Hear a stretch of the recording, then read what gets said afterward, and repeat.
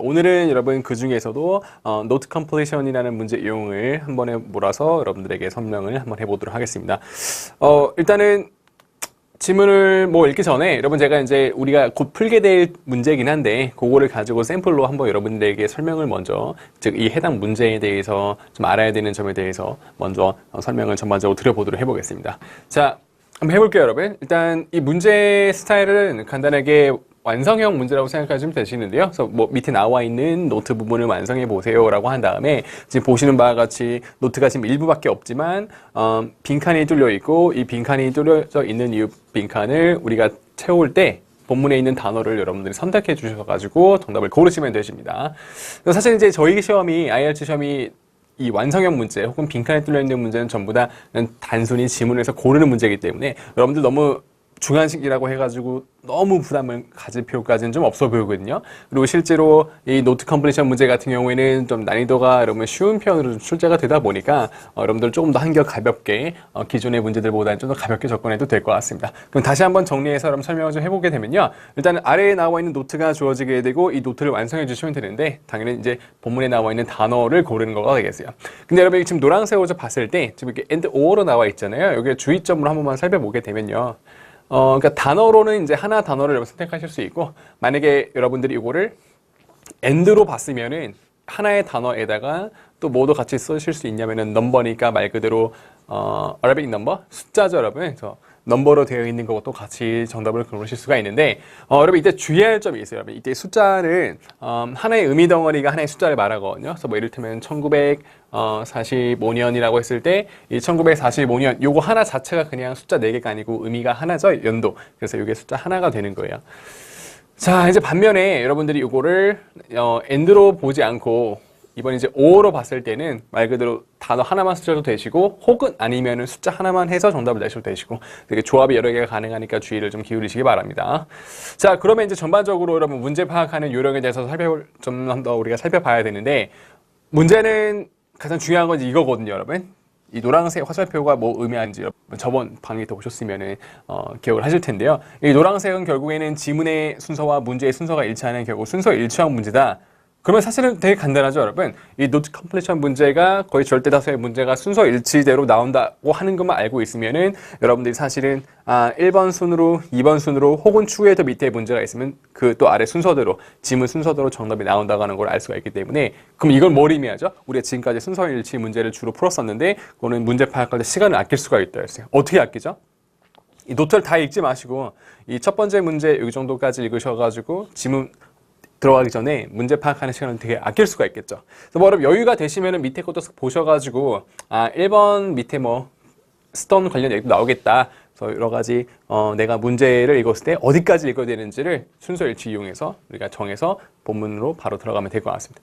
자, 그래서 어쨌거나 이 문제를 잘라 읽기인데요. 여러분 첫 번째 문제 외워주시고 본문 가셔서 정답 찾아보시고 풀었으면 다시 두 번째 문제 읽고 본문 다시 가서 정답 찾아주시고 기존에 했던 순서 일치 문제와 거의 이제 기본적인 토대 풀이 방식은 똑같다고 보시면 되시겠습니다. 자, 그러면 실제로 그러면 문제 여러분 바로 들어가 볼 텐데요. 방금 저희가 앞에서 봤었던 그 해당 문제와 똑같은 문제예요, 여러분. 그래서 문제 바로 들어갈게요. 밑에는 제가 일부러 슬라이드에 안 넣어놨어요. 왜냐면 읽지 말라는 소리거든요. 어쨌든 순서 일치 문제니까 첫 번째 문제 부분만 읽어주도록 하겠습니다. 문제를 보니까요. 중세 이전에 유럽에서의 건물들이 사용을 했다. 빈칸이라고 하는 거를. 근데 목적은 뭐에 쓴 거냐면요. 건축이네요. 그죠? 건설. 그래서 우리가 건설할 때 유럽에서 중세 이전에. 힌트는 되게 좋아요, 여러분. Pre-medieval, 그러니까 중세, 그다음에 유럽, 그다음에 건축, 재료 같은 게 나올 것 같습니다. 그죠? 거기다가 밑에 여유가 되면 쓱 한번 보시면 돌 얘기가 나와서 돌 얘기가 나오는 부분 혹은 그 이전에 1번 문제를 내가 풀어야겠다. 이 정도 여러분 생각하시고 본문으로 점프해 보시면 아주 좋을 것 같습니다, 여러분. 자, 그러면 준비되셨죠? 자, 그러면 저랑 같이 본문 한번 살펴보도록 하겠습니다. 과거에 이제 건물들을 우리가 연구를 해보거나 이제 공부를 해보게 되면은 혹자는 볼 수 있을 거예요. 건설에서의 혹은 건축에서의 발전을요. 특히 건설 어디서의 발전이면 재료상에서 이제 발전을 우리가 이제 볼 수도 있겠다. Before the medieval period, 그러니까 중세 전이죠. 그럼 이제 중세 전이니까 첫 번째 힌트네요. 중세 전에 timber는 나무면서 건축용 나무로 생각해서 목자라고 해석을 해보도록 하겠습니다.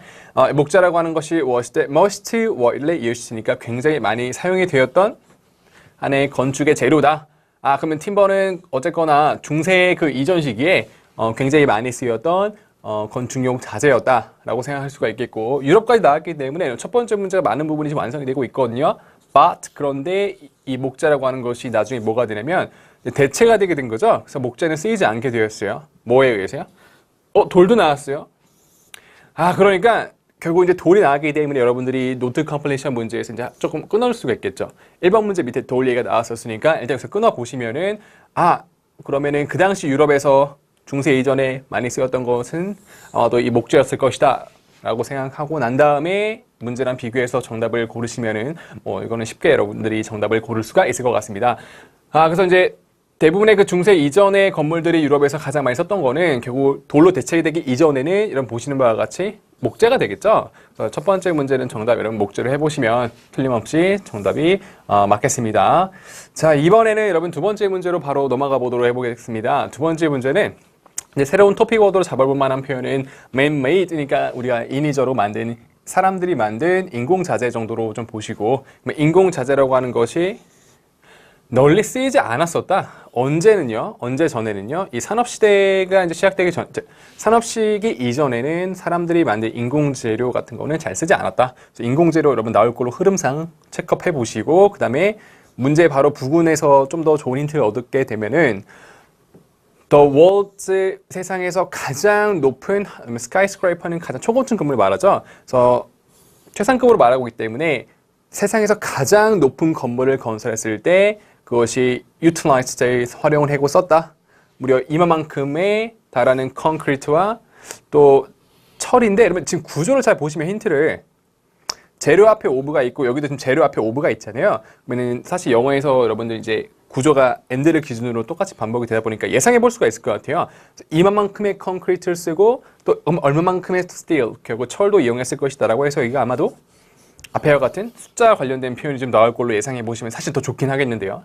그게 아니라면은 간단하게 인공자재 재료 나올 것이고, 그다음에 세상에서 가장 높은 건물 짓는다는 얘기 나올 것이고, 콘크리트 아니면은 철 관련 나온 부분에서 여러분들이 문제를 풀어주면은 아주 좋을 것 같습니다. 자, 그래서 또 여러분 두 번째 문제 다시 머릿속에 넣으신 상태에서 본문 바로 와보도록 해볼게요.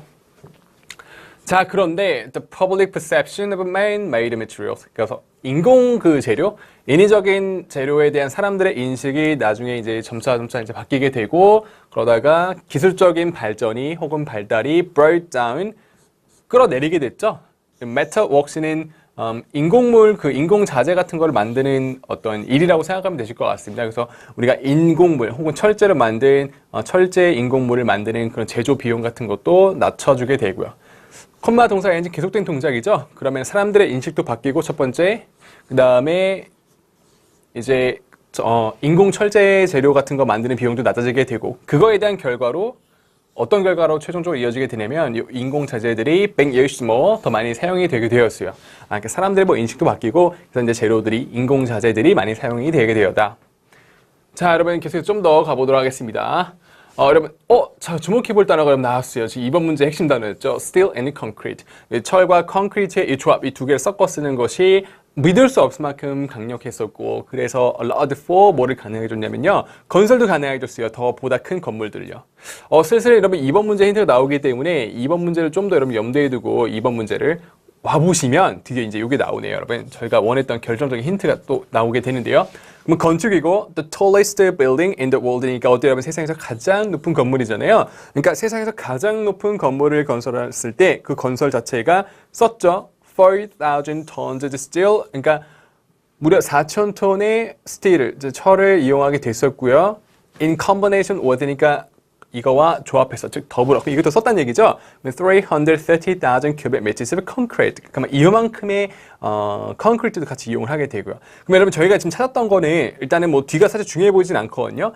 이만큼의 콘크리트와 더불어서 얼마만큼의 철을 이용했느냐가 제일 중요하니까 지금 여기 부분만 여러분들이 노트와 이제 비교를 해보시면 정답 쉽게 우리가 고를 수 있을 것 같습니다. 그래서 세계에서 가장 높은 초고층 건물을 지었을 때 이만큼의 콘크리트를 우리가 이용했었고요. 중요했던 건 스틸 부분이었기 때문에 스틸을 얼마만큼 이용했죠? 4,000톤만큼 이용했다고 돼 있죠. 그래서 정답이 여러분 4,000톤 정도로 내보시면 제일 좋을 것 같고, 정답일 때 여러분 전혀 무리가 없겠어요. 숫자 하나와 턴은 이제 word니까요. 이 문제가 숫자 하나와 그다음에 단어 하나까지는 조합할 수가 있으니까 정답 내실 때 당연히 맞다고 보시는 게 맞겠습니다. 자, 그럼 이렇게 해서 이제 웜업 정도로 우리가 첫 번째 문제를 간단하게 좀 해결을 해봤고요.